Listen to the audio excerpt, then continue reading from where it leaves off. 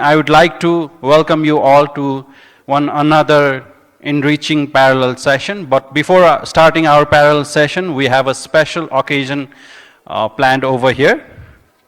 So we have a report that UNESCO has published recently, the report on targeting transformative disaster risk resilience in South and Southwest Asia.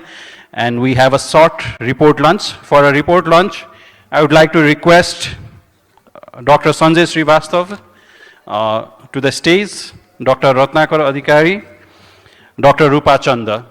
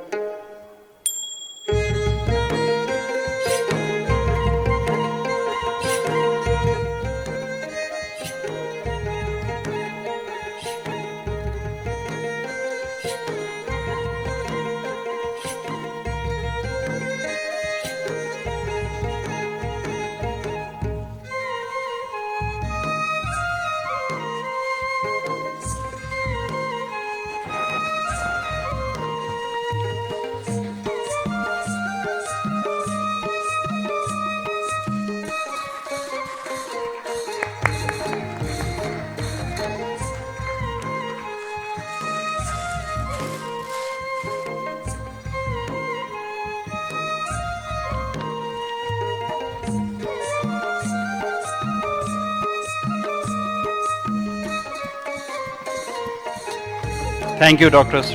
Sanjay. Thank you, Dr. Ratnakar. Thank you, Dr. Rupa. I'm sure we are going to hear more about this report soon from Dr. Sanjay as well, doing his presentation. Without further delay, I would like to start this parallel discussion, parallel session. Starting this parallel session, I would like to invite as moderator, Dr. Sagar Prasai, Senior Advisor, the Asia Foundation, Nepal.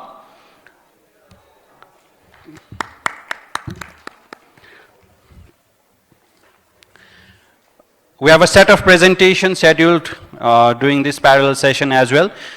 So I would like to call again Dr. Sanjay Srivastava, Chief Disaster Risk Reduction, UNESCO, Thailand.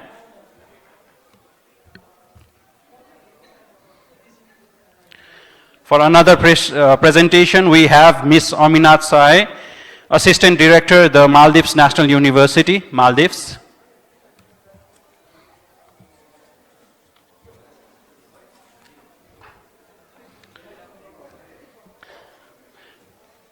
And we have a set of panelists to make this discussion fruitful. So let's call on our panelists to the dais. Mr. Anil Pokhrel, Chief Executive, National Disaster Risk Reduction and Management Authority, Government of Nepal.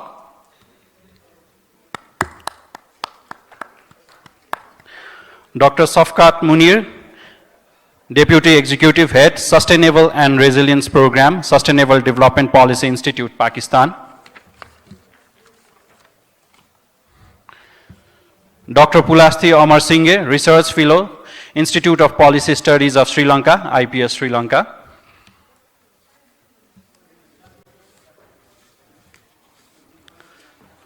We have with us Dr. Savyasati Saha, Associate Professor, Research and Information System for Developing Countries, RIS, India.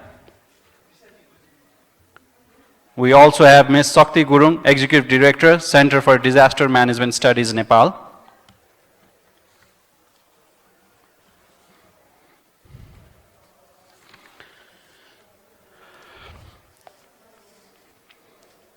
Before handing over the stage to our moderator, I would just like to highlight that this session has been supported by United Nations Economic and Social Commission for Asia and the Pacific Sub-Regional Office for South and Southwest Asia. With this, I would like to hand over the dais and stage to moderator. Thank you, sir. My name is Sagar Prasai. I'm an advisor to the Asia Foundation. This session was designed to The timing was from 4 to 5:45, an hour 45 minutes.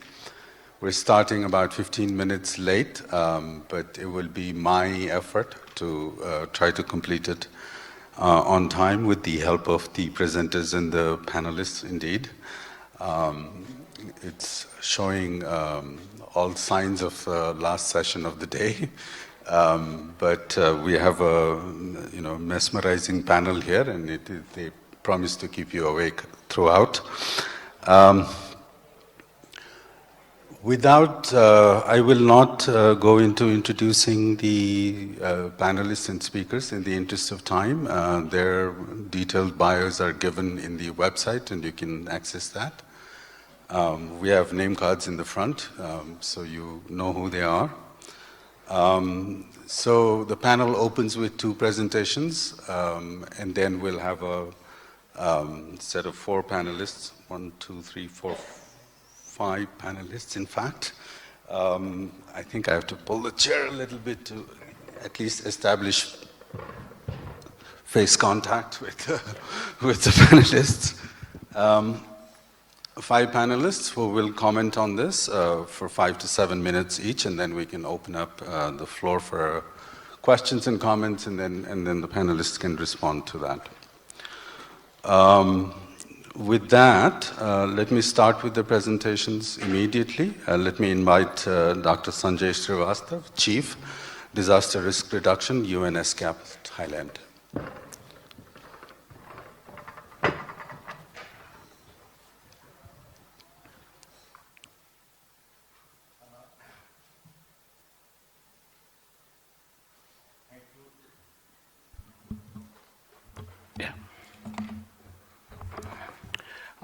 Thank you, Mr. Chair, for this opportunity. I'm very, very happy that in this overall, the South Asia Climate Economic Summit, there is a room quite a big on adaptation and resilience, which is so critical for this region. Mr. Chair, I am happy that we launched this report on this occasion. This is a SCAP flagship publication, Asia Pacific Disaster Report. At the request of the member country, that disaster risk in Asia Pacific are so diverse that we should have sub-region-wise report as a follow-up on the main report. So risk in Pacific is completely different from the risk in Central Asia, and so in South and Southwest Asia. So this report is a deep dive of what was published in Asia Pacific Disaster Report. Particularly, we have zoomed in South Asia context. There are 5 key messages. I thought I will just come to you. Message number 1, which is, to be very frank with you, it's a heartbreaking. The message is, this sub-region is world's most disaster impacted in terms of the human cost of the disasters. Nowhere the human cost is so high than in South Asia. This is quite clear if you look at the number of fatalities and also the affected populations. 2 million people, over 2 million people died in 5 decades in Asia Pacific. More than 1 million are only from South Asia. That shows the human cost. And as with the warming climate, this cost is likely to be increased further. So if I come, which are the killer disasters and what are their economic impact? So the killer disasters in this region have been tropical cyclone, earthquake, floods, and then the disaster in terms of impacting most of the populations are slow onset disasters, drought, desertification, land degradation. So if you see the numbers of damage, this is the actual number of damage from this region, $485 billion has been lost in last 5 decades by the disaster from this sub-region where you know the overall economy. I will come back a little later on this. But what is the point which I wanted to invite your attention is, with the warming planet, now it's already 1.5 degree. Copernicus has done actual measurement to demonstrate The warming has already happened. It's no more a climate scenario, it's a reality. So with 1.5 degree to 2 degree warming, you look at South Asia. We have a risk hotspots, multi-hazard risk hotspot, which used to be quite a bit at 1.5 degree warming. But when warming moves from 1.5 to 2 degree, you see the intensification and expansion of multi-hazard risk hotspots. So this sub-region is going to be the riskier with 2 degree warming. Now, if we see, in terms of the economic impact of the warming, today, if you take 1.5 degree warming to 2 degree, it's a 240 billion annualized average loss. This is based on our econometric models. And with 2 degree warming, this will continue to rise.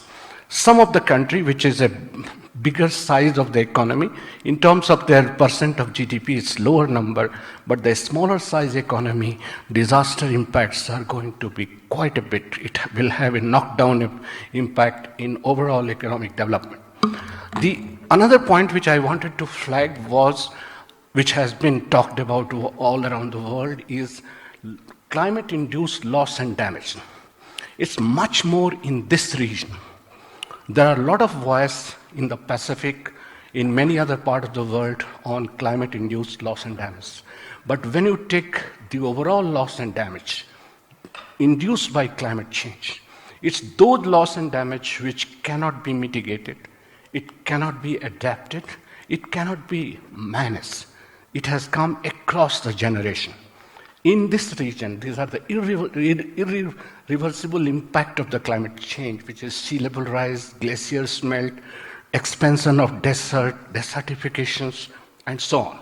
So looking at all this, where it has impacted the most impact is reflected in terms of SDG progress when you see in South Asia. SDG 13, which is all the time in regression. One reason for regressing SDG is we could not able to manage disaster impact. Of course, mitigation is another part, but disaster losses, which you have seen, including the one loss and damage, because of which the success of SDG from this sub-region and Asia Pacific overall is somehow jeopardized. Now, what to do to protect the people at risk? That's the key questions. In the report, we have flagged what is the most important interventions, particularly relevant in Asia Pacific. There are 4. Protect people at risk. This is what is in the hotspots. Economic cases of early warning for all. Investment. Then sector-specific early warning system. And finally, nature-based solutions. Having flagged the issues and challenges, the report brings out 5 recommendations. Recommendation number 1 is simple adaptation is not enough. A stepwise adaptation will not make difference in the riskier times. We need to go for targeted adaptation. And targeted adaptation will have 4 components. In this region, it is more important that we should have a just transition to adaptation. Just transition in energy is quite a bit talked about. Just transition in adaptation is to protect the most vulnerable in multi-hazard risk hotspots. So for that, there are comprehensive risk assessment, focus from sector to system, and then technology and innovations, which are the key. So in this report, when you look at, because I'm happy I'm talking to the economist audience, we did some economics analysis, modeling, and look at the number. For example, if you see South Asia, overall GDP, the size of the economy, $5.6 trillion, out of which 240 billion is annualized average loss. So it's a huge economy at risk. But to what extent it can be prevented? Our analysis says we can prevent to the extent of 48 to 72 billion per annum if we have put in place some of the key interventions, which includes early warning for all, not only to protect people, but also to assets, the critical infrastructure assets. So this one intervention could save a very substantial amount of disaster impact in Asia Pacific region. But how to do it? It cannot be done unless we build on the adaptation technology. And there are 25% adaptation technology which are also common to the mitigation technology. There are 3 clusters of technology. One, science-based climate models. Second is innovative technology, that is critical infrastructure, civil engineering, huge water infrastructure. The third cluster is the data science and geospatial technology. The cluster 3 in the present context has become game changer in almost all the sector and more so in early warning for all. I will flag one example which we have been doing in SCAP. We developed a data portal called Risk and Resilience Portal, built on data available in the open source public domain, customized for the countries of the region. Then we used all the exposure data available from transport, energy, and variety of the sectors that SCAP is dealing with. More importantly, SDG portal. Then we use risk and resilience analytics model to compute the impact. Then we came to artificial intelligence to quantify what we called impact-based forecasting. So if you see the pyramid of the infrastructure, it starts from data, goes to the AI. And what difference it can make? Just one example. Just one data platform is not enough. You need a multiple platform, capitalize on their synergy.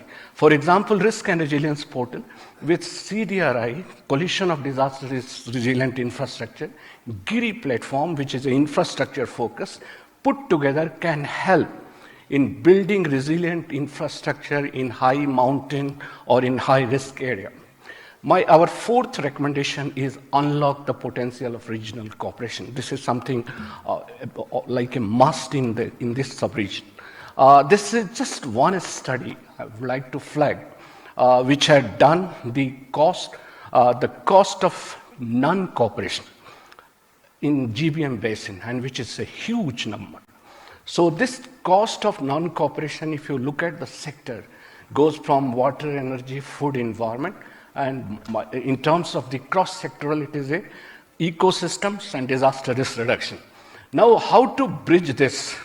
It can be bridged. There are promising examples. One example I would like to flag is the WMO SCAP panel on tropical cyclones. Cyclone used to kill tens of thousands of people in 70s, 80s, 90s. But now, situation has changed. The game-changing impact of cyclone is this regional early warning cooperation, plus all enabling technology. See, for example, the cyclone Mocha, which started from Sri Lanka, came to India, from India to Bangladesh, finally the landfall happened in Myanmar.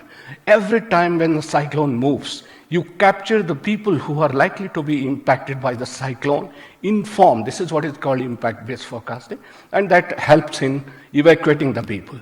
Cyclone Biparjoy, India, Pakistan, Met agencies work together to quantify or to target the people who are going to be impacted on a different date of progression of cyclone Biparjoy, which was a very, very complex cyclone, a slow-moving cyclone, covered a vast area. So even if your disaster is complex, if you have a regional cooperation in place, high-end technology put into the action, you can make a difference. My last slide is the SCAP examples of investing in regional cooperation. SCAP Multi-Donor Trust Fund, over the years, it has spent $16 million on a regional cooperation, built institutions like RIMES, Regional Integrated Multi-Hazard. Many of the countries, including Nepal, Bangladesh, Maldives, Sri Lanka, beneficiary of the RIMES. Then we support the IUTWMS, Indian Ocean Tsunami Warning System. So this is an investment in regional early warning system. So all put together presents opportunity for transformative adaptation in South Asia. Thank you, Mr. Chair. Thank you very much. Thank you, Dr. Srivastav. We are in some ways bound to use, the official data on average temperature rises, right? So that's why we talk about 1.5 or sometimes up to 2.5. But what we're readily ignoring is the locational variations. And there are lots of episodic extremes, in particular, landscapes like the high mountains and the cryosphere, which are expected to be much higher than the average temperature rise. And then there are compounding impacts, and then there are cascading impacts. So we're looking at fairly drastic scenario coming down the pike. If you thought about having a climate conversation in a conference that is essentially an economic conference, 20 years ago, that would probably not be entertained as an idea. But now we can't escape this. And I think this exemplifies, the crisis exemplifies in a more pronounced way in certain countries, in certain localities than others. And I think it's very apt that we look at Maldives now. Let me invite Ms. Aminat Shahi, Assistant Director, the Maldives National University, who will describe the case in Maldives.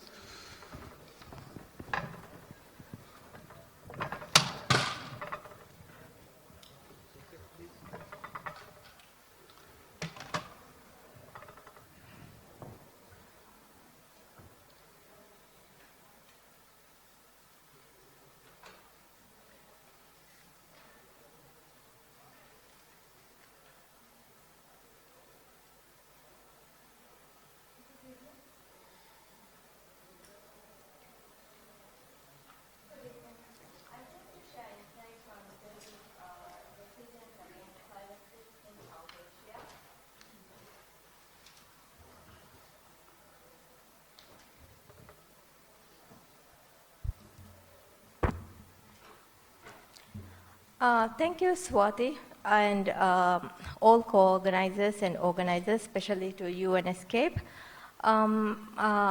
partners and all stakeholders.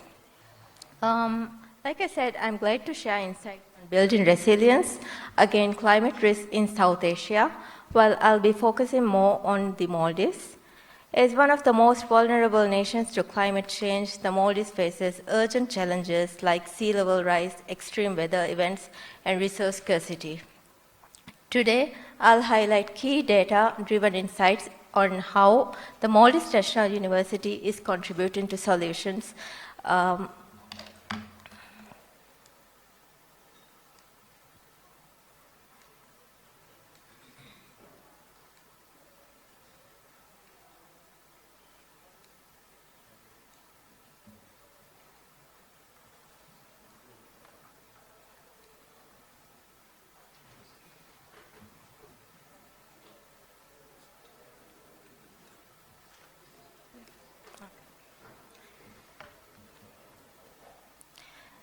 So, firstly, well, as we all know, that some objectives of capacity building includes, firstly, to enhance institutional and community resilience to climate impacts, to promote sustainable DRR by integrating innovative approaches and fostering collaboration, and also to support climate adaptation and mitigation through innovative and collaborative approaches. South Asia is one of the most disaster-prone regions globally, owing to its unique geographical and climatic diversity. This includes high vulnerability to natural hazards compounded by climate change, leading to increased risk from rising sea levels, changing monsoons, and extreme weather.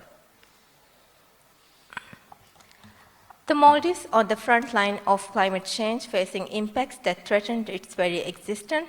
Some key issues include storms. Storms, as global temperatures rise, storms are becoming more intense with stronger winds and heavier rainfall. These storms increase the risk of coastal flooding and infrastructure damage. Another is sea surge events, which is more frequent, and severe sea surge events have a direct impact on low-lying areas, causing saltwater intrusion into freshwater supplies and agricultural lands. Also, prolonged droughts are leading to critical water shortages affecting both communities and agriculture. Well, in January 2024, the Maldives experienced significant flooding in Thai Atoll, which also shows how these intensified events are no longer rare occurrences.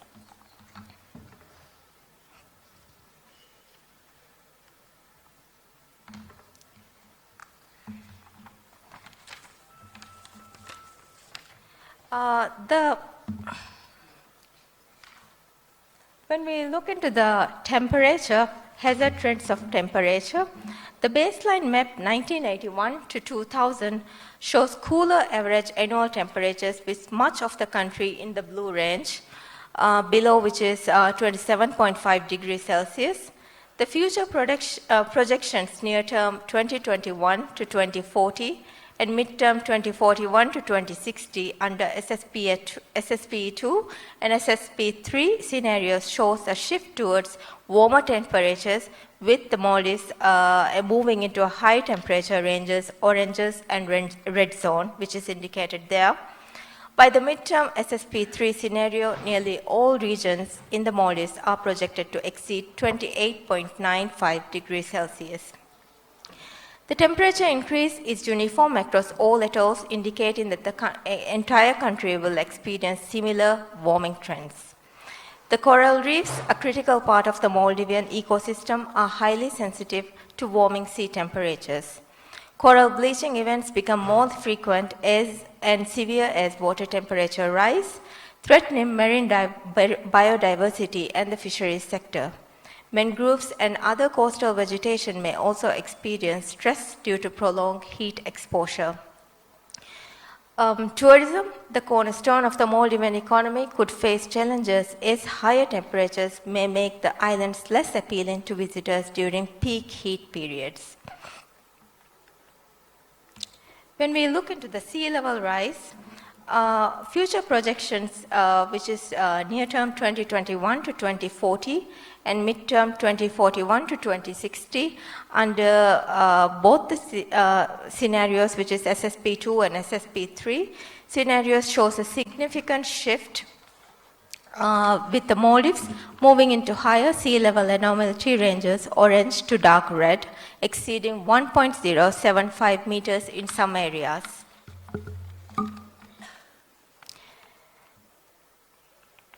Well, some of the implications to the Maldives, when we look into the coastal flooding, the Maldives' low-lying geography makes it one of the most vulnerable nations globally, with over 80% of its land area.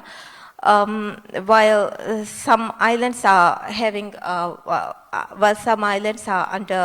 1 meter above sea level rise. It's actually barely 2 meters above the sea level when we look into the whole of Maldives. Rise in sea level significantly increased the frequency and severity of coastal flooding, endangering communities, infrastructure, and the ecosystem as well. Higher sea levels will lead to actually permanent loss of habitat land, forcing internal migration and sadly creating climate refugees. Coastal settlement, including urban centers like Male, face significant risks. When we look into the ecosystem impact, coral reefs and mangroves, which serve as a natural coastal buffers, may struggle to adapt to rapidly rising sea levels, reducing their ability to protect islands from storm surges. Tourism, which relies on pristine beaches and marine ecosystem, will also face severe disruptions due to the coastal erosion and reef degradation, impacting the Maldivian economy.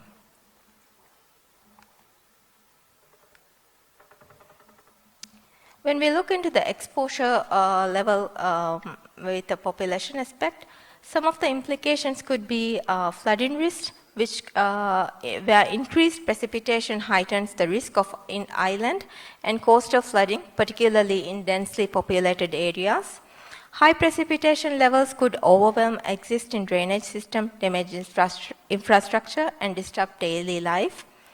Livelihood challenges, floods can directly affect local businesses and agriculture, key source of income for many communities.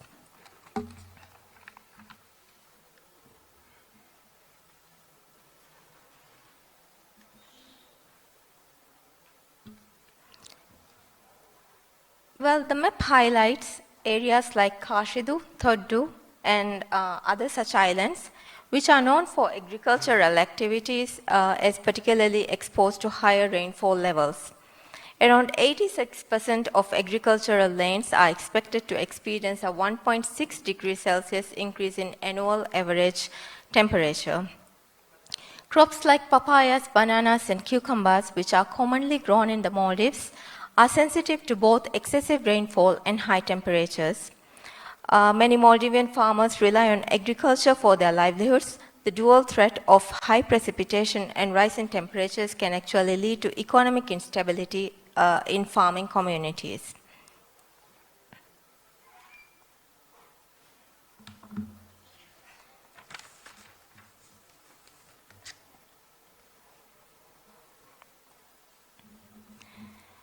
The map illustrates specific agricultural zones, areas such as Fiva, Fuamola, and Feliver, and other islands as such in the map, as particularly vulnerable due to their low elevation.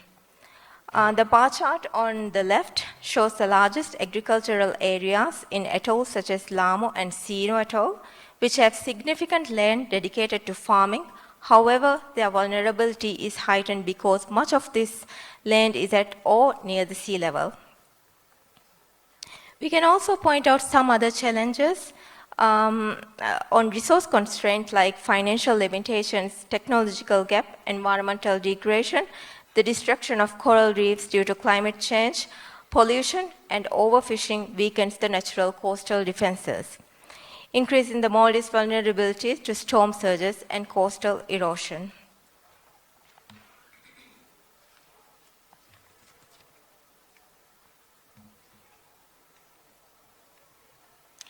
When we look into the current adaptation strategies, the Maldives has adopted several adaptation strategies to mitigate climate risks. Some include deploying early warning system for extreme weather, constructing seawalls and elevated infrastructure, and restoring mangroves and coral reefs as nature-based solutions. Community-led initiatives fostering local resilience through awareness and capacity building is also being conducted. These measures not only safeguard our commitment, but also enhance biodiversity and ecological resilience.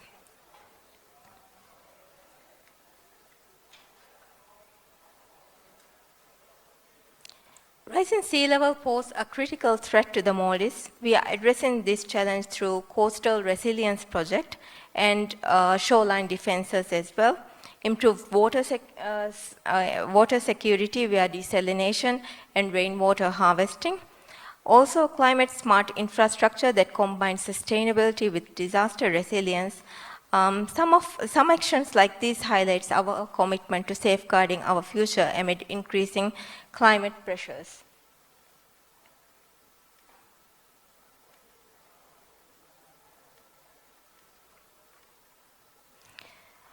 While we look at the MNU's role in building resilience, we have a risk and resilience portal which has been developed and which is being supported by the UN ESCAPE. With a partnership with ESCAPE, we have integrated the risk and resilience portal into the MNU website for local access as well. This is a central platform for data sharing and analysis to enhance local access to climate risk insights, which also integrates geospatial mapping and projections to guide decision making. With the joint project with ESCAPE, development of geospatial data and advanced climate risk methodologies have been at work. Also, we had capacity building initiatives, both technical and non-technical stakeholders to foster informed decisions.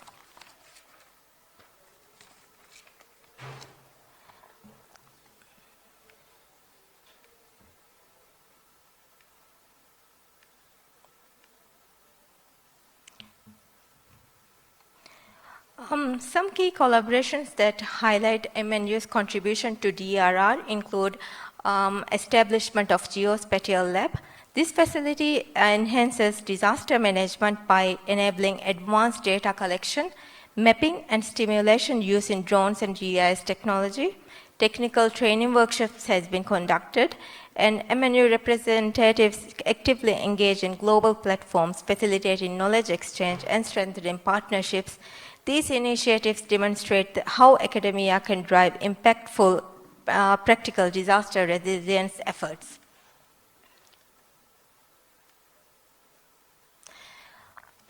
Well, we as an education institute, we have, for the education and capacity building initiatives, we have relevant courses as well.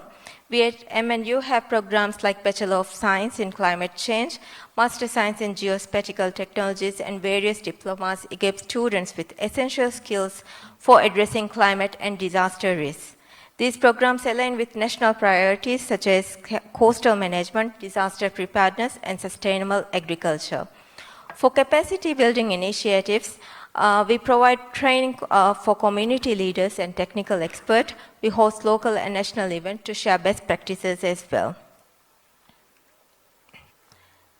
The Maldives Red Crescent also actively involves community in disaster risk reduction and climate adaptation through migrant support programs as well as disaster risk reduction and climate initiatives.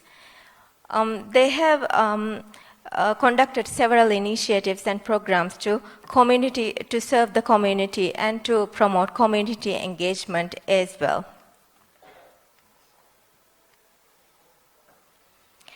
Well, data is the foundation of effective disaster risk resilience strategies, enabling us to assess risk issues, issue early warnings, and make informed decisions. In the Maldives, real-time data from the Maldives Meteorological Services is critical for monitoring sea level changes and issuing early warnings for tsunamis and as such, mitigating risks during seismic events. Satellite imagery and weather models are also used to forecast tropical storms and storm surges, improving preparedness and reducing the impact of disasters. Geospatial mapping by MNU has identified vulnerable areas to prone sea level rise and storm surges, guiding the prioritization of protective measures like seawall and nature-based solutions such as mangrove restoration. For countries like the Maldives, resilience is not a choice, but a necessity for survival. Despite these significant data gaps remain, addressing this requires expanding monitoring infrastructure for comprehensive coverage. Developing uniform standards will improve the accuracy and usability of disaster data across region. To bridge these gaps, there are several opportunities. Strengthening regional collaboration with neighboring countries can enhance data sharing on shared hazards like tsunami and so on. Advanced technologies can be employed for real-time monitoring and data collection. Capacity building initiatives are essential to train local authorities and communities in data analysis and disaster response strategies as well. Public-private partnerships also offer significant potential where tech companies can develop open access platforms for disaster management, ensuring that critical data is accessible to all stakeholders. While these opportunities exist, challenges such as financial constraint, limited technical expertise, and long-term risks like rising sea level pose significant barriers. Addressing these requires innovative funding mechanisms, targeted capacity building programs, and robust governance framework to coordinate action and maximize resources. We all know that resilience building is not about survival, but also thriving in the face of adversity. Immediate and sustained efforts are essential, involving collaboration between government, international organizations, academia, and communities. By investing in disaster risk reduction, climate adaptation, and mitigation, we can create sustainable pathways for development and safeguard vulnerable communities. So, to conclude, I will say that together we can build a resilient and thriving Maldives and a more prepared South Asia. Thank you very much. Thank you, Ms. Shahi. What the presentation essentially highlights is that our ability to accept failure has real serious consequences when we talk about climate change. But then there is a limit to what we can plan for, right? And there is also a limit to build the capacity to respond to adversity as human beings. And planning failures are very ubiquitous. They're available everywhere. I will readily admit that I may fail to end this panel on time. And so my request to the coming speakers is to limit your first response to about 5 minutes, and then we can come back for 3 minutes later. I will not have questions. I'm sure you've prepared your first statement on your own accord, but if you can reflect on what has been presented in terms of capacity and planning and the scenarios, and also in terms of, you know, giving it a little local flavor. This is a South Asian conference and we do have international panelists. The bearings, if they come from your own countries, I know Nepal is overrepresented here, but it would be interesting to the audience. With that, I will call upon Mr. Anil Pokhrel to go first. Take his 5 minutes. Yes, thank you, Sagarji. Thanks also to the host for, again, having me. And I'm really delighted to be, again, with this eminent panelists, scholars.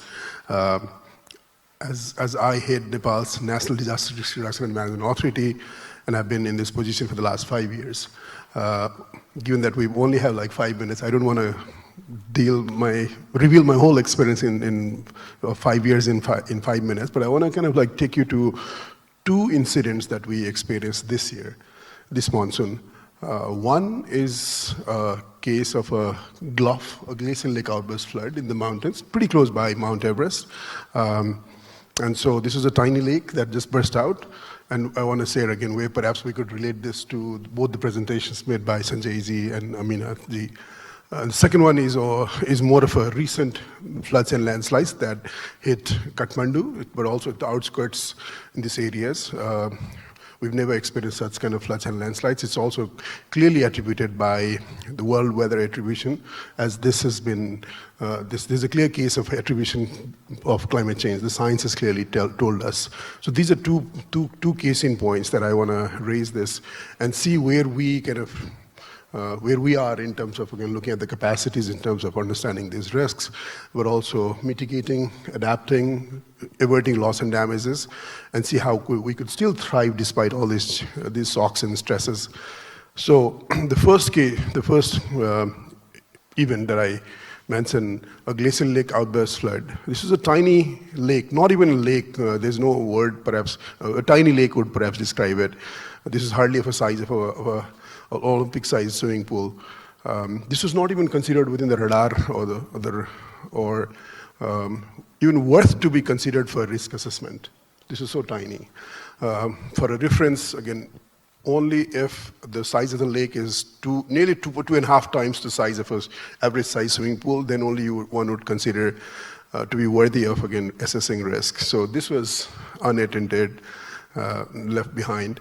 And so it burst out in the middle of a day and swept away a village called Thame.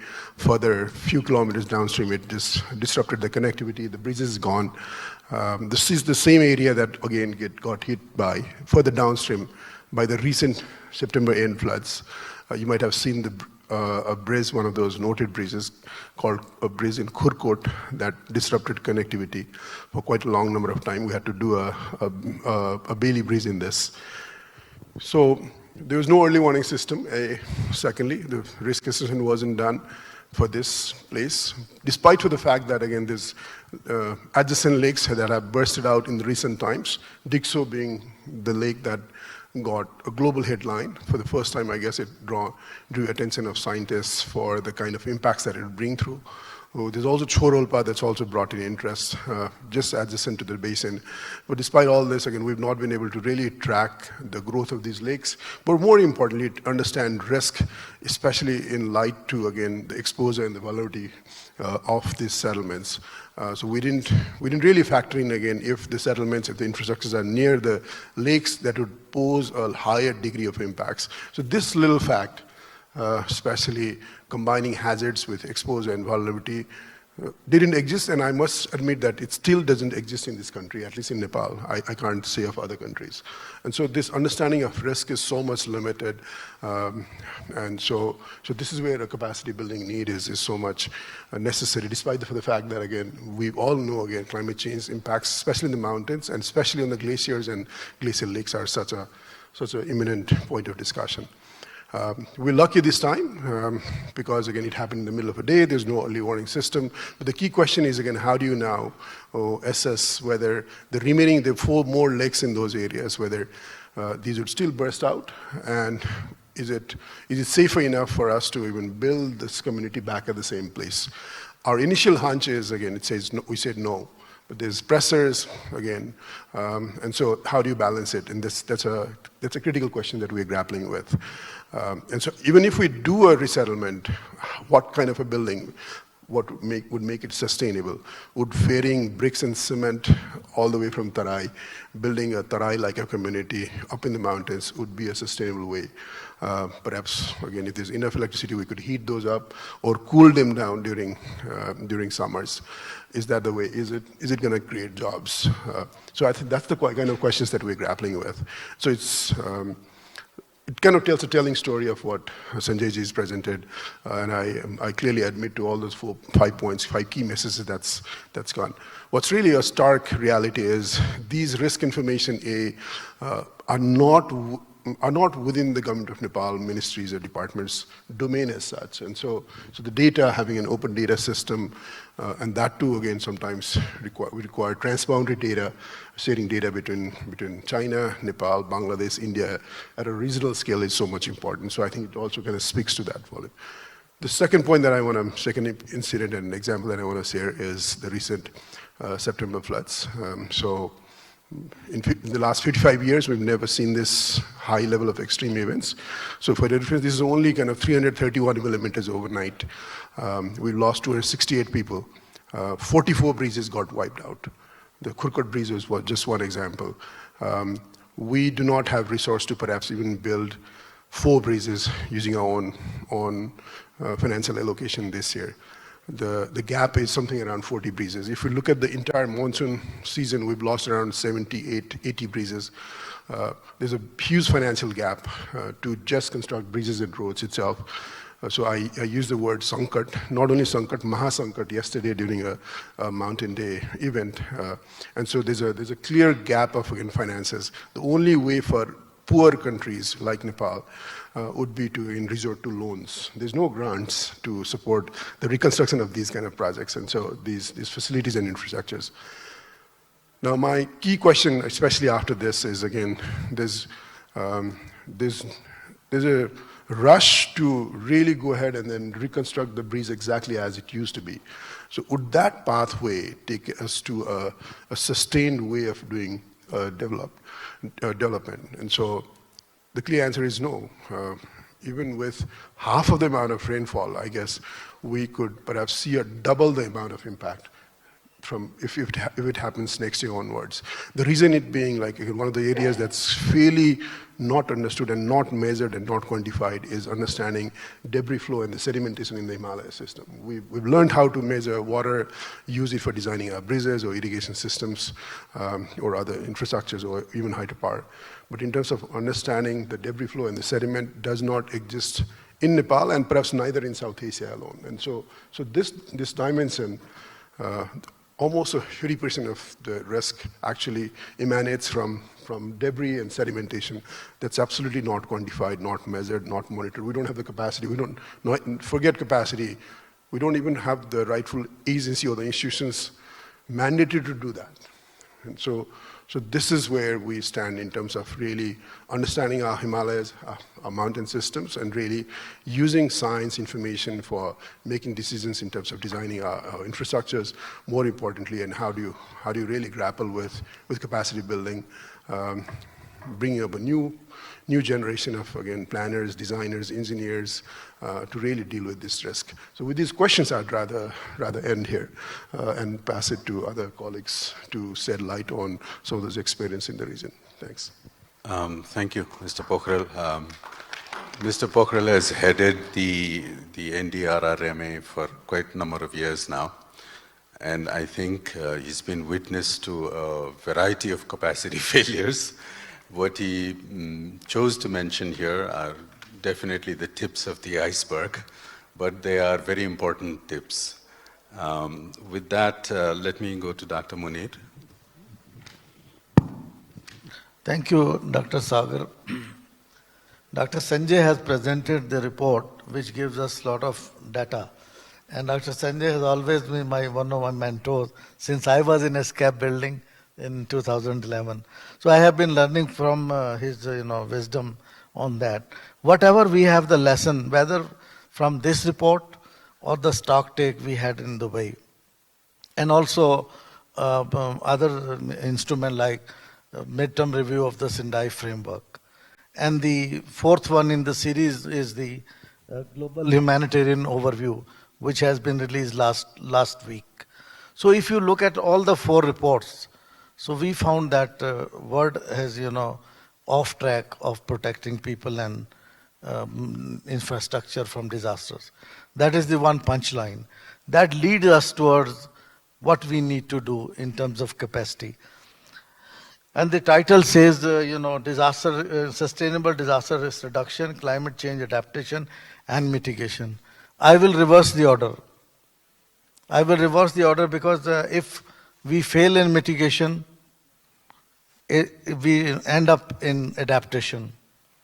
And if we fail in adaptation and, DRR, we have to face loss and damage. I have amended the quote from Dr. Adil Najam, adding my thoughts as also including in that, which means we are somewhere not part of the climate justice debate. Because when you look at 900 million, 800 million people only in South Asia are facing disasters. So which means, the 1/5 of the population is really at risk. So we have to look at that at least there should be no climate hazards or zero climate hazard, which is a campaign of UNDRR also. So I just want to drop a couple of messages from that, which will actually help me wind up my point of view. There are a few things from the zero climate disaster. Number one thing is that, of course, the Sendai's 4 principles are the top priority for all of us. And if we are not even understanding disasters, then certainly we cannot understand climate hazard. We have to avoid that they should not become the disasters. So that's one thing we have to look at. Secondly, in terms of capacity building, if you look at the other thing, is that basic 3 things we have to look at to build our capacity. One is that helping the most at-risk people to adapt, to mitigate and become more resilient, investing in disaster risk reduction tools. And particularly, I will mention here the anticipatory approaches. In South Asia, Bangladesh, Nepal, India, and Pakistan, we have been advancing on the anticipatory planning and anticipatory things. Because, if you are looking at DRR, just like we have done with CCA, climate change adaptation, if we are again doing with the DRR also, then certainly loss and damage is our fate. So we have to have some sort of anticipatory approaches. Anticipatory approaches demand that people should be well prepared. So, the nature-based solution should be taught to them. The community should be empowered, not only through the foreign money or just only money, but their lifestyle, change in their lifestyle. For if we are preparing to face the disaster and we are spending $7, so why not putting $1 or $2 in anticipatory? And in anticipatory, what I mean is that there should be a ready cash available in anticipation of what could happen in 1 year or in 2 years or next 5 or 7 years. This kind of anticipatory kind of things we have to do if we really want to save our people or our infrastructure, which is at risk at the moment. So these anticipatory approaches, in Pakistan particularly, the dialogue platform, it is also good that despite all inactiveness of SAARC, we still have a dialogue platform on DRR. We still have a SAARC rapid response mechanism agreement. So that can be implemented on that way. On data, that's a very challenging thing because, South Asia, right from the cryosphere to the sea, we have been in between and all, that's why all kind of disaster we have to face. If there is a temperature rise going on, there is heat waves, there are other mechanisms that are damaging us. So in that way, we have to have the data repository at the regional level. I am part of the CBM, between India and Pakistan Track 2 right now. We are working on at least two things, water and air pollution. These are non-political issues. If we go through that and if we have data repositories, then certainly we can sort out the data thing. I would like to quote here Indus Water Treaty is in between India and Pakistan. There is treaty between Nepal and India. So kind of these treaties, we should look at them. Despite our enmities or despite our political differences, these still exist and their channels still exist. Both on Indian side and Pakistani side, there are water commissioners. They regularly meet and discuss the water data situation. In September 2014, Pakistan could have avoided a big disaster because early warning came from India and data was shared. And that's why we could have, took people away from the route of the floods. So if we have anticipatory approaches, we have data repository with us and we take this data to the benefit of other, because climate change or water or air pollution, they do not see any border. Recently, because of the air pollution, we have seen in these two countries and even rest of South Asia, people have been having diseases of breathing issues were having, and more than 2 lakh people were died because of these diseases. So we have to save our people, and that should be the fundamental approach of our DRR, climate change adaptation and mitigation procedure. And that is why what we say, they should be sustainable. They cannot be sustainable unless our communities are empowered or they are trained. Our local governance system is strong at the local level. Secondly, the resources are not available at the local level.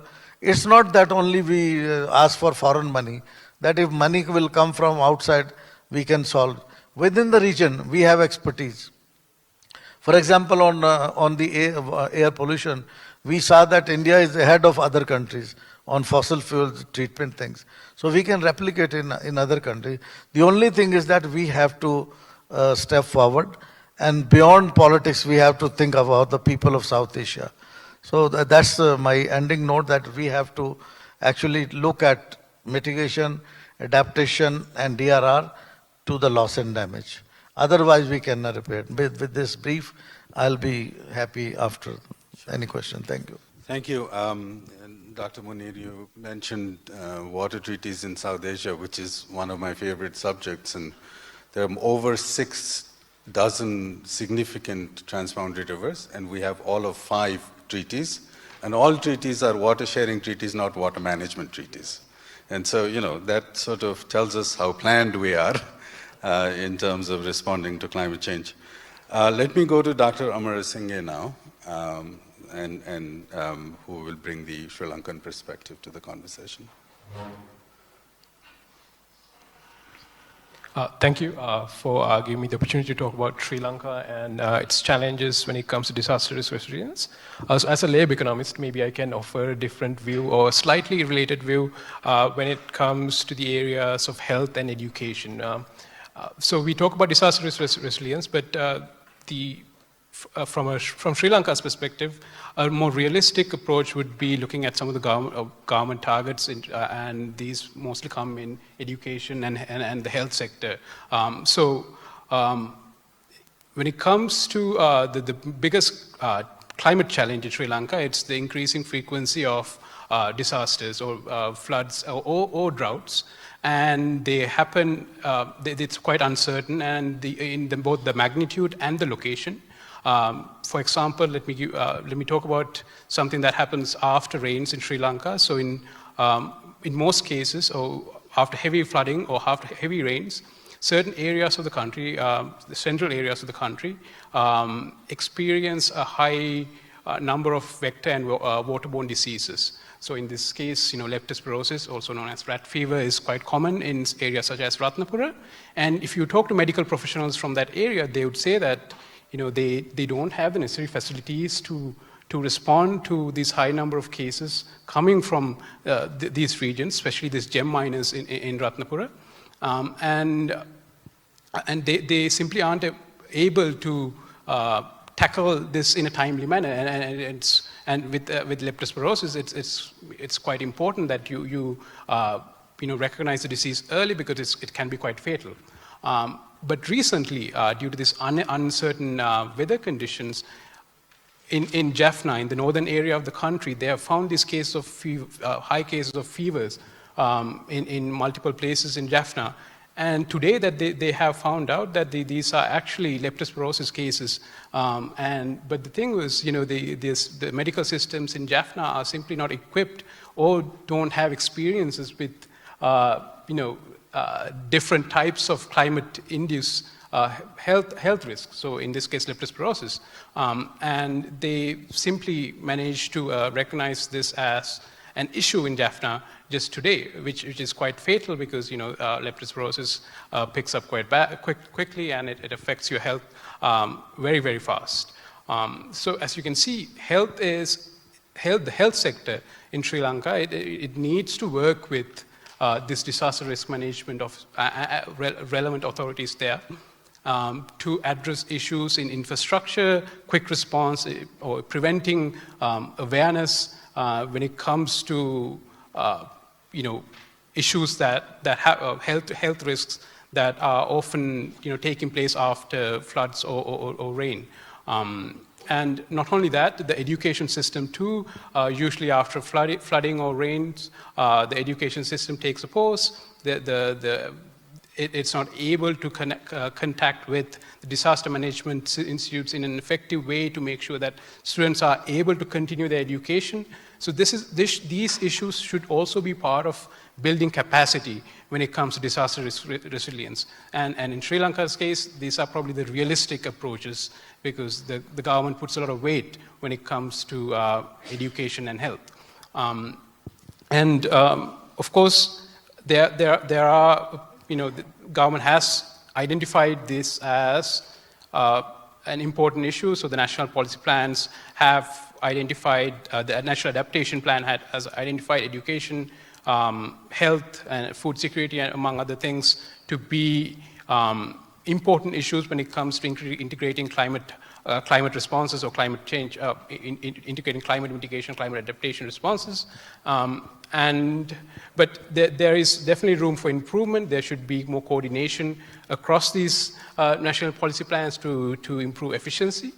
There should be a better use of data and communication and coordination, both at the national level and the local level, and across disciplines, for example, with the disaster risk management and health professionals, or the government, the hospitals, or the education systems. For example, during COVID times, a lot of people used EdTech as EdTech efficiently to communicate with students and to make sure that the learning continues. So these are possible solutions that they can explore, and also bringing in the private sector. So private sector meaning private agents, especially in areas like Ratnapura, where there are high cases of leptospirosis after floods and rain. These are happening mostly because of gem miners in that area. So bringing in these landowners and to consider their profits, there is some common ground where you can work with these private agents to reduce and prevent these cases. So building capacity at multiple levels in these sectors, health and education mostly, that is a key way moving forward, especially in the Sri Lankan context. Thank you very much. Listening to Dr. Amar Singhe, I feel like citing another quote from Dr. Adil. But Dr. Munir, I'm not sure if your Dr. Adil and my Dr. Adil are the same people. I'm talking about Adil Nazam, who is now with WWF, if they're the same people. But he talks about age of adaptation with an epochal connotation, which is just the way, historians have classified as, Bronze Age or Iron Age, because the story of human life from henceforth is the story of adaptation. And it's very true that, health, education, and food security are some of the first domains where the adaptation has to be sped up, because we're going to feel that very quickly. Let me now go to Dr. Sabyasachi Shah from RIS. Thank you, Chair. First of all, my sincere thanks and congratulations to SOTI for organizing yet again this very important forum, the 15th South Asia Economic Summit, and also to SCAP for facilitating our participation in this panel. Of course, the two presentations at the beginning of this session were very, very helpful in terms of laying the ground as to where we stand, the vulnerabilities, the heightened vulnerabilities of the region, and what needs to be done. And as one would see that these threats are of various kinds, and it would require, out-of-the-box thinking, imaginative thinking, some of it in our own learnings from how development policy actually works on the ground, our country-level experiences on how, designing of policies are one aspect, and then implementation at the ground level is another one. So we need to draw upon our own experiences, perhaps to come up with reasonably acceptable solutions. And also the very elaborate representation from Maldives, which actually captures the unique challenges that not all countries face, but island countries and their specificities. That is important. The reference to CDRI came up in the presentation, and of course, India over the years have emerged as as a solution provider on some aspects, because we do realize that the geopolitics of the day is difficult. We also realize that resources are not adequate, and then you need renewed efforts on global public goods and regional public goods. And I think in that respect, the vision with which the CDRI was launched back in 2019 is an effective platform, because financing is at the core, but what kind of financing? Because going forward, developing countries would massively build infrastructure, and that came up yet again in our discussion since yesterday, that when we see the development versus climate trade-offs, infrastructure plays a major role in that. So one way of looking at infrastructure is the multiplier effect that it brings in for economic growth, but also, as was highlighted yesterday, the definite challenges that it also brings. So creating resilient infrastructure, creating resilient urban infrastructure, mobility, multimodal transport, etc. So all of that requires the right kind of financing, and perhaps CDRI is one of the key solutions coming from the region. Having regional ownership, the design and template is important. It is encouraging that Afghanistan, Bangladesh, Bhutan, Maldives, Nepal, Sri Lanka, all are members of CDRI, and there is definite scope of leveraging complementarities of learning. Of course, there are other examples that we have talked in this session about the early warning systems, the disaster mitigation, which has helped, and also the challenges with not only climate but also public health challenges when we were faced with the COVID-19 pandemic, and how vaccines were in short supply, and how countries like India rose up to the occasion to support other countries on vaccines. These are important lessons. The other aspect that we need to be concerned about, and my previous speakers have already highlighted, is this whole idea of localization. If we, I did some, because of my work on SDGs, I was looking for how exactly the localization debates have evolved. And interestingly, if you go back to Agenda 21 back in 1992, it had a very strong agenda on localization, but eventual global compacts were almost silent on how localization takes shape.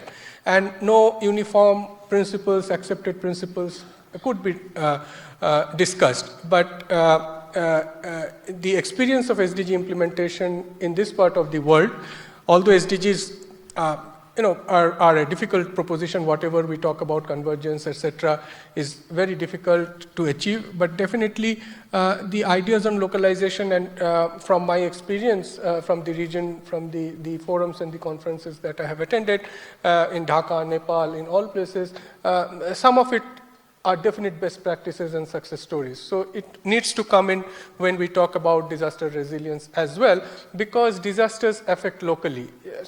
And at the same time, you need to have the scope to adjust your national level policies for local needs. So that freedom has to be there.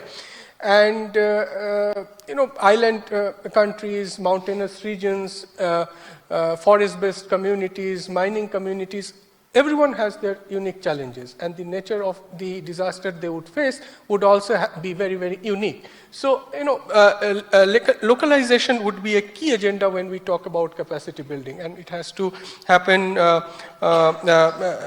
a larger scale. One good thing about this region is that this region has talent and skills, though heterogeneous, though not equally distributed. The challenges of regional disparities persist, but definitely there is enough that we can do from pulling in our own efforts on capacity building, skills and knowledge. That would be very, very critical. And we have just discussed the importance of data and the preparedness towards data. And I would also like to, beyond the efforts that our statistical agencies put in and the awareness that is already there, the public perception on data has to also change. We have been growth fundamentalists for long, but now eventually we see that, okay, growth is fine. In policy circles, we do talk about human development indices, but one particular index has become very popular, that is air quality index, right, starting from Lahore to Delhi to Dhaka and the entire Indo-Gangetic plain. So we do see that people are becoming more and more aware.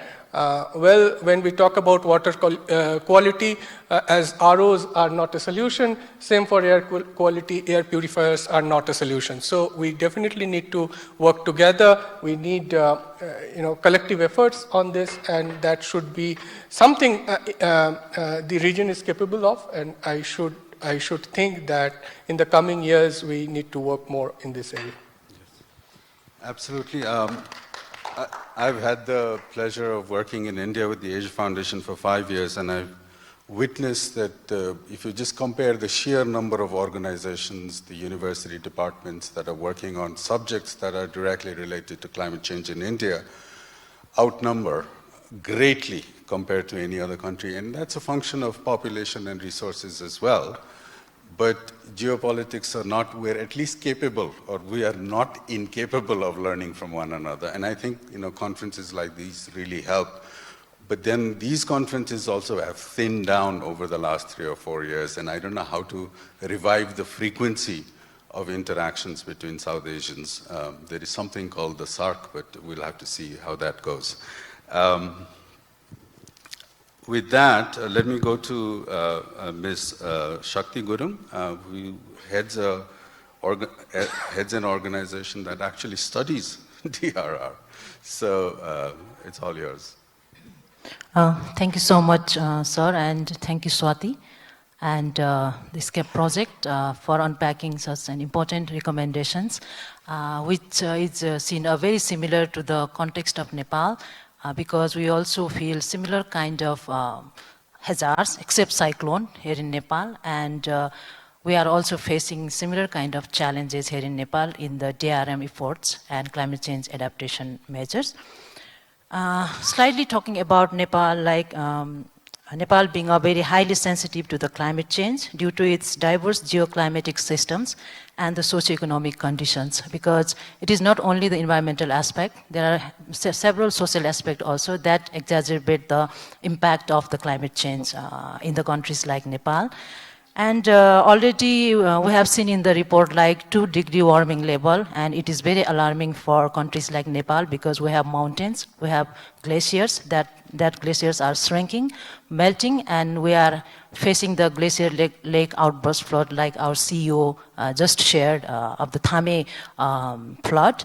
So in terms of the recommendation shared by the project, like it is mentioned the disproportionate climate-induced loss and damage.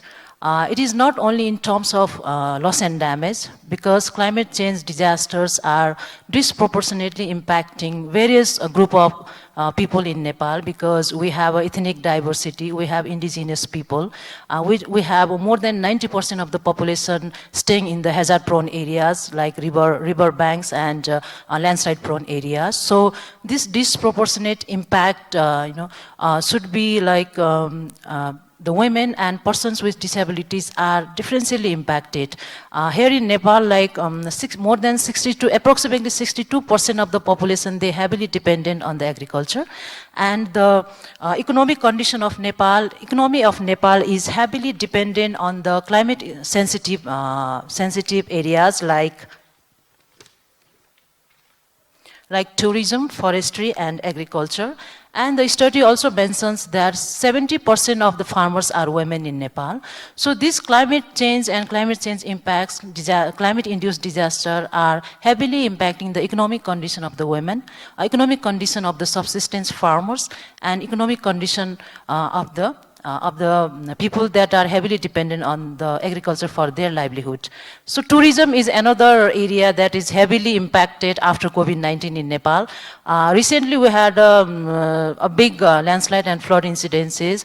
In last 5-6 months, I think more than 500 people lost their lives due to this water-induced disaster in Nepal.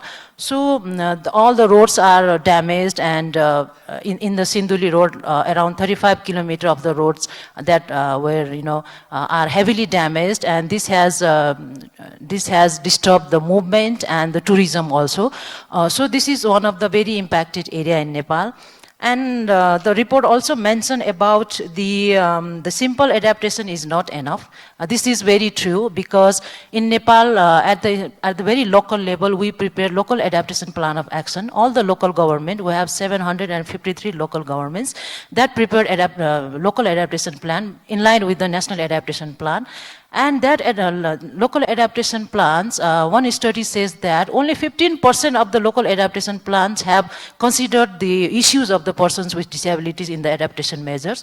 So these things should be like, it also linked to the desegregated data collection at the local level, because we need to have a desegregated data system of the people, of the women, of the elderly, of the children, and the other marginalized groups at the local level. So for the need-based and tailor-made adaptation measures, data is very important, and this is a very challenging issue in Nepal also. And the report also realizes about the inclusive early warning system. In Nepal, we have a practice of the flood early warning system. Very few works have been going on for the landslide early warning and earthquake early warning. But the flood early warning is very well established in some of the major river basin of Nepal. And you see more practical action that organizations are working in collaboration with the DHM. And we have early warning information SMS system also for those who are residing in the flood-prone areas. So that early warning system is still a challenge, because it has not been able to reach all the people that are residing in the flood-prone areas. So the messages are delivered, and sometimes it is very important that the messages should be localized in the local language, and the people, they understand the messages and they act on those messages through their preparedness to the disaster. So this is also very important part I have seen that is relevant to the report. And in Nepal, I want to share some policy progress. We have done a very progressive progress towards the policy formulation, because in Nepal, the constitution has provision the DRR, DRM under the jurisdiction of all three tiers of the government. And we have lots of national strategies and policies formulated. And we have a gender equality, disability, and social inclusion strategic action plan recently formulated by NDRRMA. Maybe CEO sir will share about this also. And we have a JC strategy and action plan in climate change. So all these national policy strategies are in the process of localization. So for this instance, local government need capacity and resources to implement these strategic action plans at local level, and communities should be at the center of the disaster risk management and adaptation efforts. And regarding the technologies, Nepal has progressively doing some advancement in using the digital technologies in the disaster response efforts, but still limited technological infrastructure at the local levels. It is very difficult because they have a very limited human resource in the local level government also, and sometimes they are a focal person. It's like a regular transfer from one municipality to another. This kind of challenges the local levels are facing, and we have a Bipod portal system also. So slowly this digitization and data system are progressing in Nepal, which will be very helpful for the disaster management works. And we have a risk-sensitive land use planning provision at the local levels, and local levels are preparing the risk-sensitive land use planning, and it is another challenge for the context of Nepal to implement that risk-sensitive land use planning, because most of the places are already settled, and it is very difficult that we, based on that land use plan, we ask people to leave those areas without providing any other safe locations. So this is another challenges Nepal is facing, and yeah, I would finish with this Thank word. you. Yeah. As much as I know about South Asian governance styles, we're not that tolerant of policy vacuums. We're pretty quick to make policy, but we're very tolerant of implementation vacuums. And so it's a policy-rich, implementation-poor environment that we work in. With that, I want to open the floor for questions and comments. As much as possible, kindly direct your question to a chosen panelist. If you can't choose a panelist to respond to it, I'm fine taking a broad question to all of the panelists too. But it would be nice if you could be more pointed in terms of who you're asking the question to. Yes, please. Thank you. It was a fascinating panel. Thank you very much. I have two questions for Mr. Srivastava.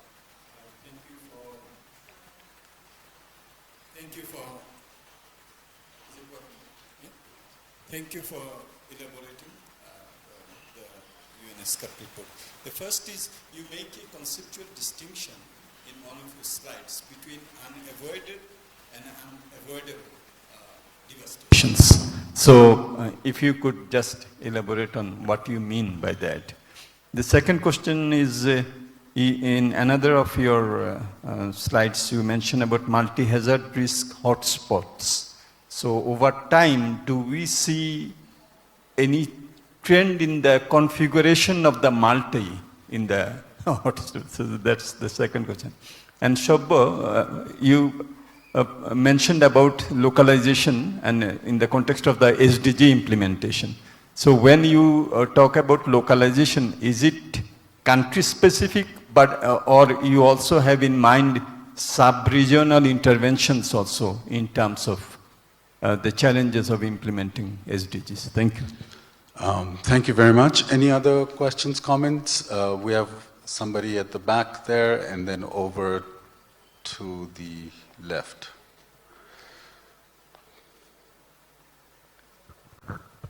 Thank you. First of all, I congratulate all of them for an excellent deliberations. I have two queries basically, listening to all the speakers. The common thread is the data. That's what all of them they realize. Not all, some of them. So who is going to anchor the database? I would like to know that. Is it the Secretariat, South Asia, or SCAP? So somebody can tell us a little more. Second is when it comes to the disaster, what is the future plan? Do you have any master plan? Some kind of that the countries will follow, or they will do their national planning, like CDRI, the Coalition of Disaster Relief, Resilience, etc., etc. So I think it's yet to be very active in the South Asia region. So if somebody can tell us about it, what's the future plan there on the disaster front? I mean, even if we don't go to a master plan, I think just the architecture around which we cooperate on disaster risk reduction between countries, that has become really crucial. Any other points? And then I can turn to the, yes, ma'am. Oh, okay. Hi. Thank you, Dr. Persai, for a brilliantly moderated panel.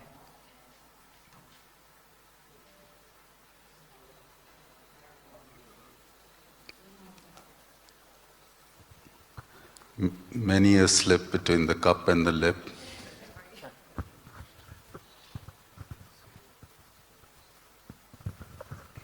Yeah, okay, hi. Yeah, and thank you to the presenters and the panelists. Forgive me, I also have two queries. Mr.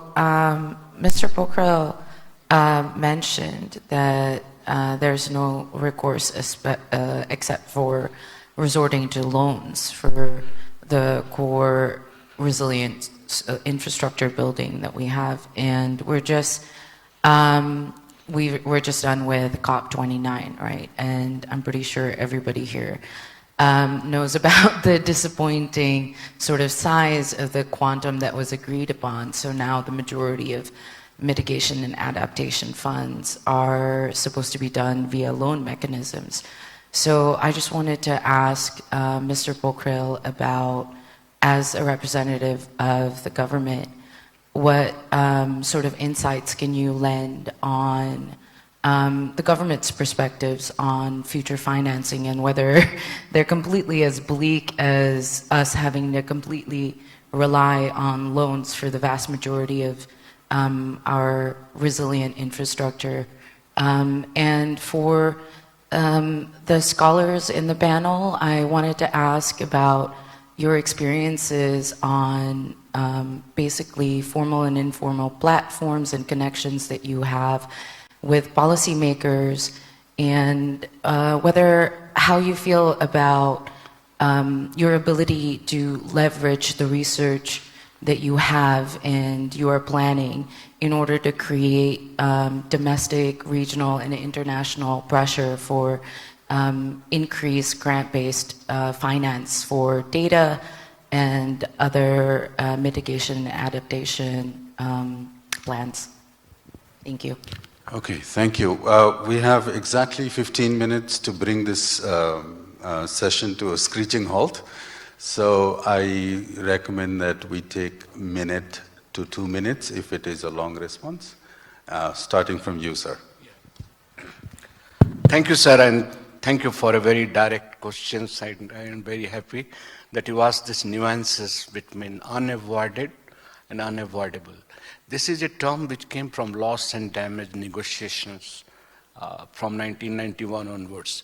Unavoided means basically the one which you had no capacity. Disaster hit and you could not able to manage or reduce because of the lack of capacity, lack of the resources. That's unavoidable means you cannot do anything, like sea level rise, for example. Glaciers melt. There are global phenomena beyond you. So these are the distinctions that came from the loss and damage negotiation. Coming to multi-hazard hotspots, actually In today's context, particularly with the warming, let us say 1.5 degree, it's a hazard that already exists, hydrometeorological hazard. Now, what is called complex cascading and compound hazards. So with 1.5, there are also health-related epidemic, which gets triggered with warming in a cyclone-prone area, flood-prone area, you know. So it's a hazards which interacts and creates another hazards, health hazards. And multi-hazard, also like in a place, you have floods which triggers landslides. Tropical cyclone triggers floods, landslides, so series of hazards. So there are places quite a bit where you see not one hazard. One hazard due to the interaction with another hazards create third, and then hazard triggers another hazard. So those hot spots are quite a bit in South Asia, many. So most of the capacity, I'm happy I'm talking in front of the legendary colleagues like Pokhrel sir, capacity of the government, if it has to manage single hazard, there are some level of maturity developed in the South Asia.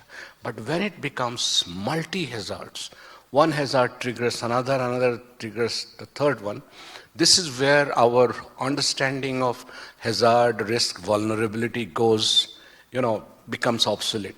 You need to deal with a very complex situation. So I think I have responded about the data CTRI platform, just few examples. Yes, this is what is called the game changing of digital, the data science.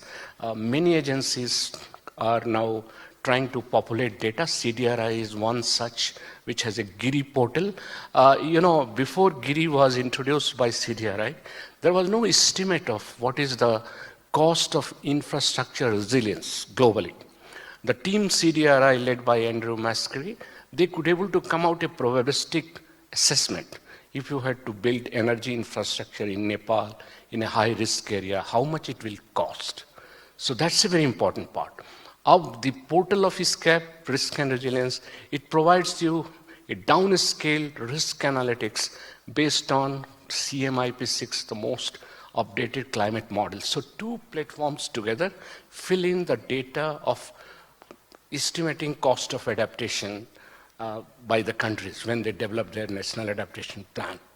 And platform, yes, that's, I think I have responded to the question. Thank you very much. Yes. Would you like to share your thoughts at this point? Or you can pass the mic to your fellow speakers. Actually, one of the audience has talked about research. So, since I'm from the Maldives National University, I would like to state that we do conduct research internationally as well, within the local perspective as well. So since Bali, Maldives is 2 meters above the sea level and some islands are with around 1 meters above the sea level, we do conduct some research based on the Maldives context as well. We partner with some international institutes as well to conduct research on similar perspective as well.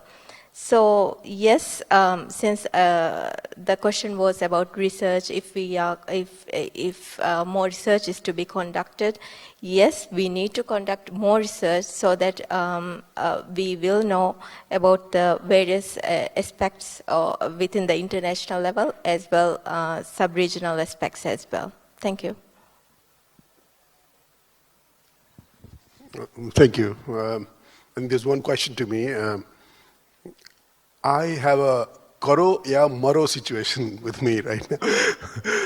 And so what it really means is out of these 80 odd breezes, I think jointly with Ministry of Finance and Ministry of Physical Infrastructures, we could collectively raise finances through a mix of loans, $150 million from a CAT-DDO financing instrument, and then perhaps restructuring a bit of our own allocation. So with that money, I might be able to really think of building 20 breezes if on a best case scenario. On a on a business as usual scenario as well. But if I really want to, if I could really kind of make my Ministry of Finance, but also our politicians and Ministry of Physical Infrastructure convince them, I might want to go to a disaster and climate resilient pathway for building these bridges, which means perhaps I might only be able to build 10 of those.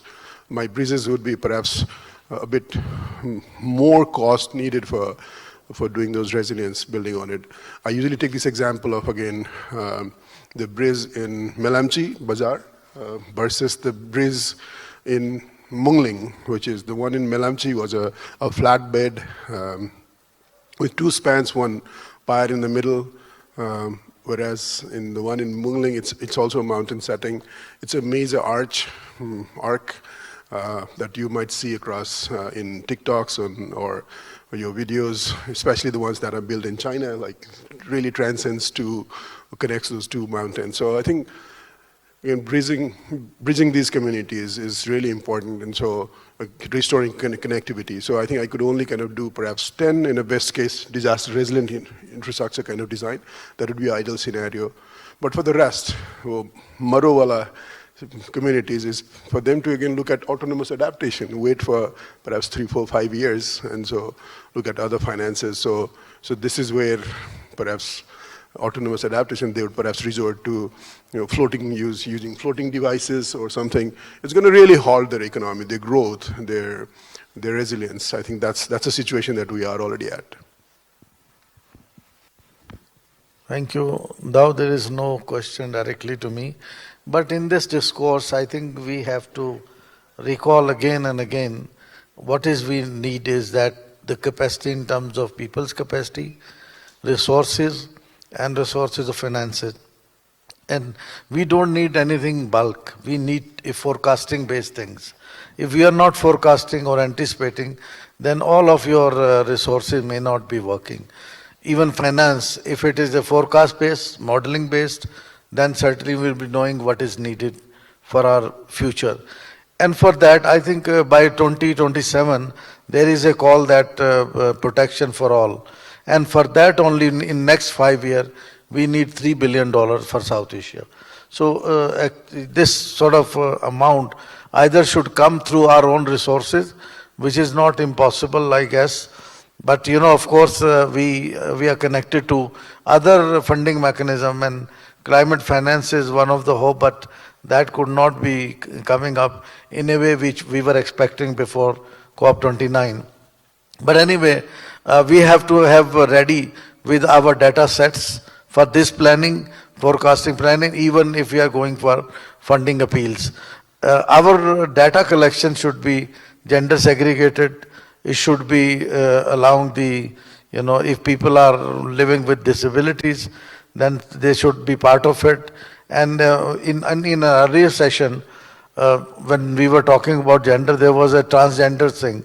They are left out. So nobody should be left out in our discourse for resilience building or our disaster-related risk reduction. Thank you. Yeah, so I'll keep it short. Just to make 2 points. One, based on what Dr. Munir said, inclusivity in terms of considering socioeconomic conditions as part of the climate risk assessment is definitely needed, which means you do bring in climate mitigation, adaptation, and disaster risk resilience as a cross-cutting theme in most of the work that we do. And to maybe make a point on the formal, informal methods to get the adaptation and mitigation responses through. So one place to start could be making sure that there are networks around the research, the information, basically the dissemination we do to improve coordination with different stakeholders, whether it's health professionals, disaster risk management, policymakers, and to improve to make sure that the coordination also reduces duplication of efforts to really increase the efficiency when it comes to improving adaptation. That would be one way we can contribute, I think, as researchers.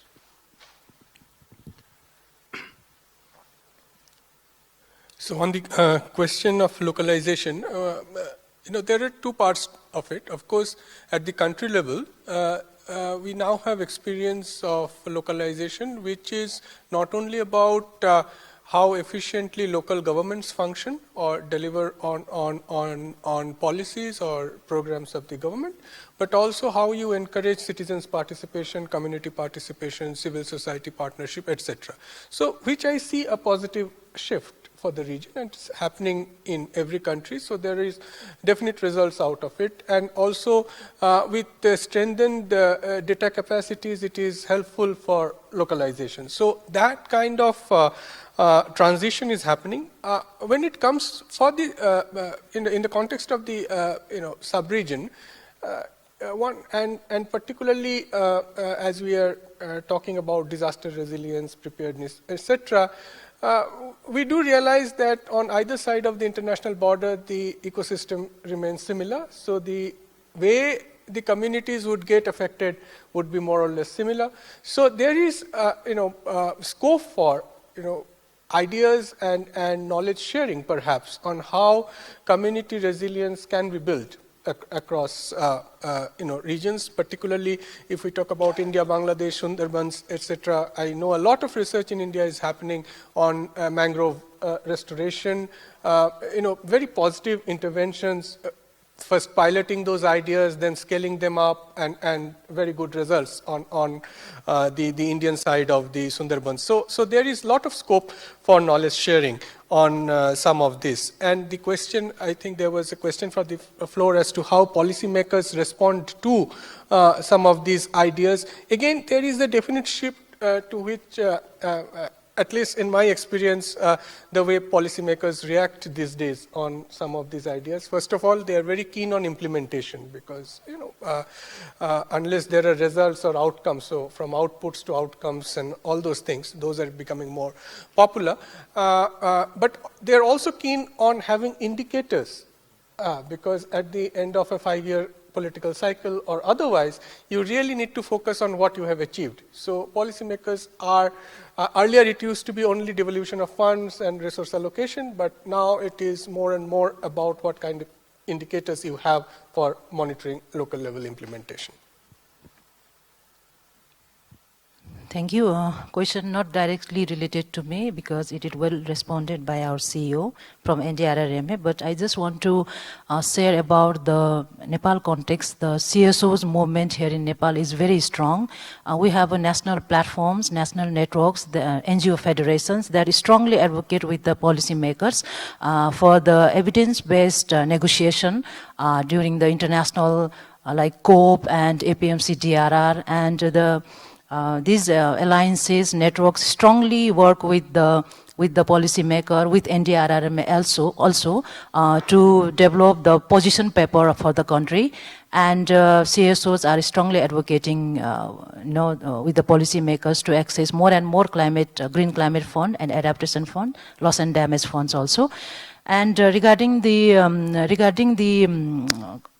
intention of the policymakers, like at the local level, what we have observed is they are very, like a colleague said, they are very keen to the implementation, but they need the capacity and the resources.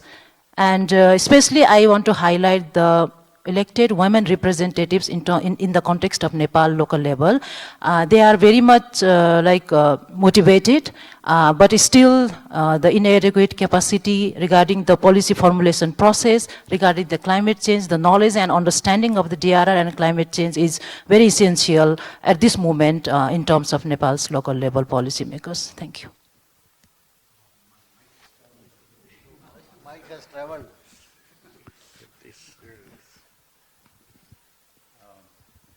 I surely don't have the ability to summarize this conversation, which has gone on for about an hour and 45 minutes.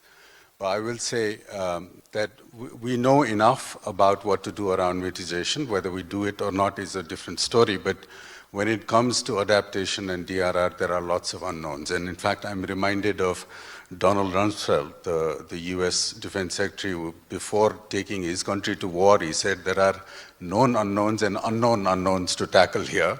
I think we are in a situation like that, but we are also in that situation where it is indeed karo ya maro. So we have to keep doing whatever we're doing from our respective places. Thank you very much, all the panelists and this audience which has stayed steadfast all along. Thank you very much.